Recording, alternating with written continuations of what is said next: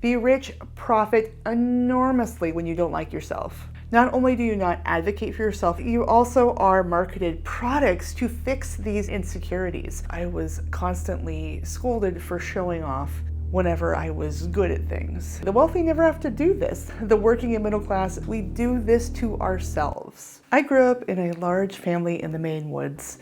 My father was a construction worker, and my mom stayed home and took care of us. But because I was a gifted student, I was in more advanced classes at my public school.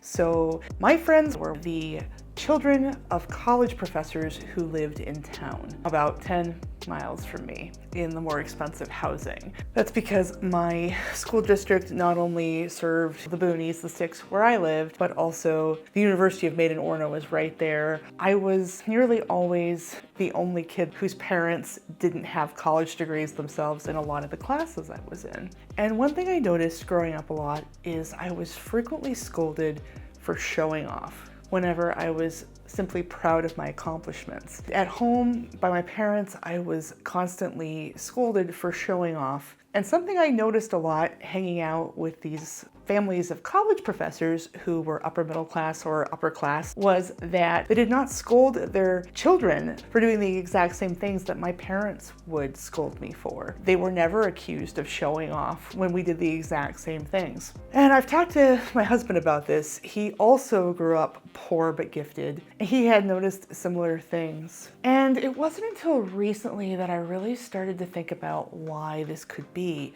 Why gifted kids from poorer backgrounds get this advice, where people who grow up privileged and gifted do not.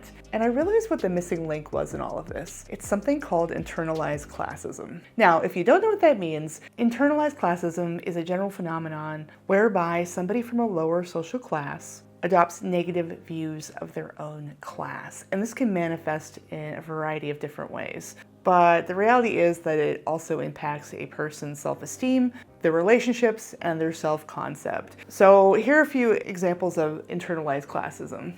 So one common way that this can show up is when you make self-deprecating jokes about your own financial literacy or your poverty, and you easily accept negative stereotypes about your class. And another thing that happens a lot in schools especially is that if a teacher gives you that kind of feedback, we found this wasn't just from our parents, but also from our teachers, it can impair your self-image, and you can internalize this view that you are not worthy of your accomplishments, that you are somehow worse because you come from a lower class background. And it's really interesting because teachers and other authority figures can really bring this out. And I have a lot of viewers, a lot of you out there that were raised as gifted and talented children, and I am willing to bet you know what I'm talking about as I'm talking through this. I would not be surprised if we had some aha moments for today's episode. So the question is, why does this happen? It's really weird, and as I've talked to friends, I keep hearing more and more that this is a thing. Well, basically, feeling unworthy or ashamed or like you need to keep in your place somehow, you need to stay humble,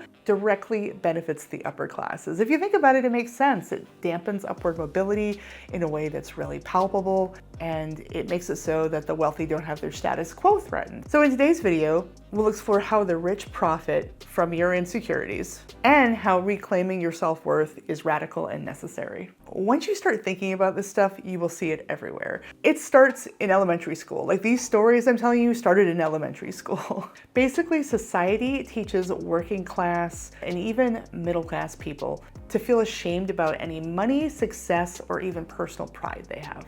And this is not a new thing. There are deep historical roots here. You can look at something like Victorian ideals of modesty, or Protestant work ethic, or humility as a virtue. And you can see that trending back a long time, long before anything that we have these days. This is not something that sprung up overnight. This is hundreds, if not thousands of years in the making. And the reality is that feeling good about yourself actually threatens the wealthy. Now that's weird, right? Like, how do we get there? Well, think about it this way. If you feel worthy of your success, of achievement, of having things, you might demand better pay, better treatment, or a better life.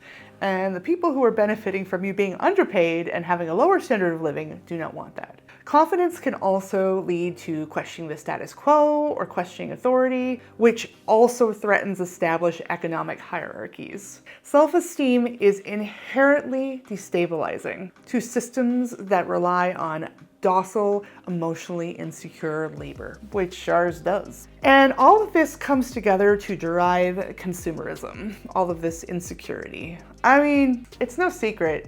The rich profit enormously when you don't like yourself. Not only do you not advocate for yourself and your living standards, but you also are marketed products to fix these inherent insecurities. Things like beauty products, fashion, luxury brands, even self-help gurus are all there to correct a deficit in yourself that someone else has instilled for their benefit. Insecurity fuels massive spending to fix these perceived flaws. And you end up with this vicious cycle. You create the insecurity, you sell the solution, and instead of this actually fixing the insecurity, you end up reinforcing the insecurity because it never quite goes away and it spins round and round. All of this leads to the taboo of boasting about yourself and the hidden purpose. Society writ large acknowledges talking openly about your personal strengths as boasting, and this tends to create shame around self-confidence. And what happens is, because there's this taboo about feeling openly proud of yourself,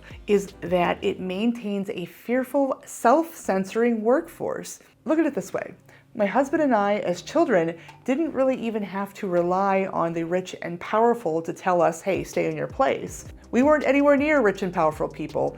I had some college professors in upper middle class, maybe some upper class people on the low end near me, but they weren't necessarily even the ones that had to keep me in my place. It was my parents and my teachers. People who were, middle or working class were reinforcing what benefited the wealthy. The wealthy never have to do this. The working and middle class, we do this to ourselves. And meanwhile, wealthy individuals are openly celebrating their achievements, even have working and middle class people cheering them on half the time. Hello, tech guru fanboys. While working class individuals that have any sense of pride are shamed. And in addition to the financial costs of all this, there are huge psychological costs as well. Internalized classism leads to depression, anxiety, low self-worth, and imposter syndrome. Actually, funny thing about imposter syndrome, you can also have financial imposter syndrome. I did another video on that. I will link that below if you want to watch that after this one. That is really interesting. I didn't even know I had financial imposter syndrome until I was buying a house, and then it was like causing issues. So yeah, check that one out after this. But internalized classism is a huge force in both financial imposter syndrome and also imposter syndrome in general. All right, so we've talked a little bit about the problem. What can we do about it? Well, there are limits to this. We're in the system, we're part of a system. These things take time, and there are very powerful people who are working against us. So do not be too hard on yourself if you notice these signs in yourself, like you didn't do it, it's not gonna disappear overnight. We have to work within the system that we're in, even if we wanna change it. But a good start for something you can do for yourself is to work on reclaiming your own worth as a form of radical resistance to an unfair system. So how do we do this? Working on self-acceptance, no matter how you do it, and openly acknowledging your personal strengths is inherently radical. It's a long journey, but taking the steps to learn a little more, for example, finding out about this in the first place and really making that explicit, and working on self-compassion, being more patient with yourself, and also acknowledging when you've done something good. You don't have to shout it from the rooftops to everybody, but even saying to yourself, you know what, I did a good job. This is good. I'm proud of myself. Understanding that that voice was, ooh, like I'm bragging, I'm being wrong here. This is wrong, this is shameful, is a voice that's trying to enforce a system that doesn't serve you. It feels like it's trying to protect you, and the people that gave you that voice in the first place were trying to protect you, but they were misled by powerful interests. So own your pride. Even if you're not screaming it from the rooftops, I'm not at that point, but sometimes it's like, you know what, this was a good day. And I can say it to myself and maybe to a friend or two, and that's a lot for me at the end of the day. It's like, no, I'm not showing off, I'm showing up. I'm showing up as me. You have a right to self-confidence and to feel proud about the things that you've achieved. You have as much right as the people with more money than you and more power. So I give you permission to feel good about that thing you did. Learning to like yourself can be a hard journey.